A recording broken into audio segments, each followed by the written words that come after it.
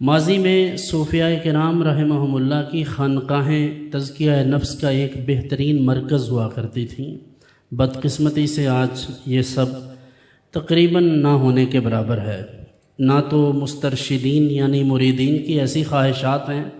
اور نہ ہی جو مربی ہیں ان کو اس بات کا ادراک ہے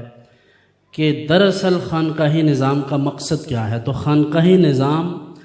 یہ کھڑا ہے اس آیت کریمہ کے اس حصے پر کہ وَيُزَكِّيهِمْ، کار نبوت میں سے جو دوسرا کام ہے کہ اللہ کے نبی صلی اللہ علیہ وسلم لوگوں کے دلوں کو پاک کرتے ہیں، ان کے باطنی آلائشوں کو، باطنی تمام بیماریوں کو دور کر کے اللہ کی محبت ان کے دل میں ڈالتے ہیں۔ یہ کار نبوت صوفیاء کرام سر انجام دیتے رہے، اور آج بھی آپ دیکھتے ہیں خانقاہوں کا کچھ نہ کچھ رہا سہا جو نقشہ ہے وہ آپ کے سامنے ہے، لیکن حقیقی طور پر خانقاہوں کا جو مقصد تھا وہ یہ تھا کہ تعلیم اور تزکیہ، تربیت، یہی دو تین چیزیں تھیں، لیکن بدقسمتی سے آج یہ سب نہیں ہے۔ اب دیکھیے یہ ہمارے ہاں جو محافل ہوتی ہیں، یہ محافل بہت بڑا ایک پلیٹ فارم ہے لوگوں کی تربیت کا۔ دراصل یہ جہاں اللہ اور اس کے رسول کے ذکر کے لیے ایک اجتماع منعقد ہوتا ہے، وہیں یہ تربیت گاہ بھی ہے۔ اور ماضی میں مساجد کے ساتھ ساتھ علمی مراکز ہوا کرتے تھے، اور وہاں لوگ تعلیم بھی حاصل کرتے تھے، عبادت بھی کرتے تھے، اور وہی ان کا کمیونٹی سینٹر بھی ہوتا تھا۔ تو ماضی میں یہ سب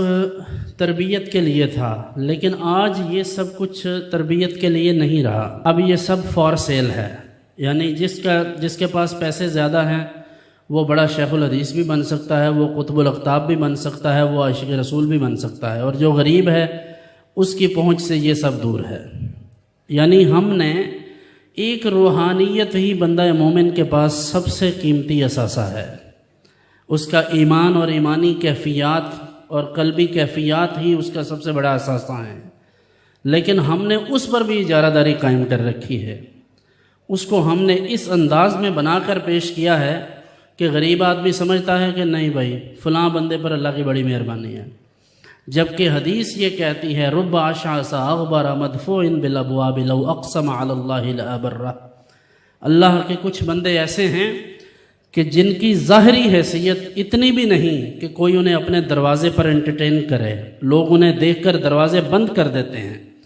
لیکن اللہ کے ہاں ان کا مقام اور مرتبہ اتنا بلند ہے کہ وہ قسم اٹھا کر اللہ سے کچھ مانگ لیں تو اللہ ان کی بات رد نہیں کرتا بلکہ پوری کر دیتا ہے۔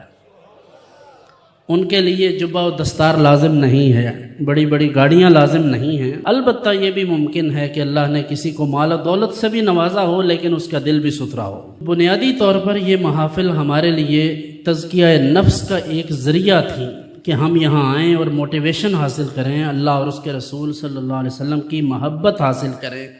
اور جوش اور جذبہ ملے، ایمان میں تازگی محسوس ہو، ہماری کیفیات باطنیہ اچھی ہو جائیں۔ لیکن بدقسمتی سے ہم ان سب چیزوں کے خریدار نہیں ہیں۔ حضرت امام اعظم ابو حنیفہ رحمہ اللہ تعالی ائمہ اربعہ میں سے جو پہلے طبقہ کے فقہاء ہیں، طبقہ اول کے، ان میں سے جلیل القدر شخصیت ہیں اور تابعی ہیں۔ آپ کے بارے میں آتا ہے کہ جب عشاء کی نماز آپ پڑھ چکتے اور لوگ واپس اپنے گھروں کو چلے جاتے تو حضرت امام اعظم ابو حنیفہ مسجد میں کھڑے ہو کر اللہ کی بارگاہ میں اپنی داڑھی پکڑ کر عرض کرتے کہ اے میرے مالک، ابو حنیفہ تیرا مجرم ہے، اور مجرم تیری بارگاہ میں حاضر ہے، تو اسے معاف فرما دے۔ اب آپ اندازہ کیجئے ہمارا طرز عمل کیا ہے۔ ہماری یہ شب و روز کی ایکٹیویٹیز، رات بھر کی محافل، اور ان میں تہجد کا، نوافل کا کوئی کانسیپٹ نہیں ہے۔ یہ دیکھیے شریعت نے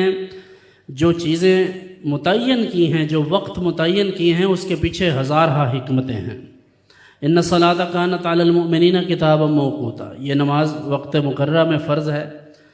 اب نماز کو آپ مؤخر کر کے پڑھیں گے، نہ تو اس میں وہ روحانیت آئے گی، نہ خشوع و خضوع نصیب ہوگا، اور نہ ہی وہ کیفیت بنے گی۔ وقت پر نماز ادا کریں، تو جب وقت گزرتا جاتا ہے انسان کاہلی اور سستی کا شکار ہو جاتا ہے، اور بالآخر نماز ہاتھ سے نکل جاتی ہے، تو ایسی ہزار نہیں لاکھ محفلیں بھی ایک طرف، اور صرف فجر کی 2 رکعتیں بھاری ہیں ان محفلوں پر۔ لیکن بدقسمتی یہ ہے کہ ہماری ترجیحات نماز نہیں محافل ہیں، کیونکہ ہمیں لگتا ہے کہ یہ ہمارے لیے ذریعہ نجات بن جائیں گی، جبکہ ان محافل کو ذریعہ نجات ہم تب سمجھ سکتے ہیں جب ہم فرائض کی ادائیگی کریں، اور اگر ہمارے فرائض رہ جائیں تو پھر ان محافل کا ہمیں کما حق ہو فائدہ نہیں ہو سکتا۔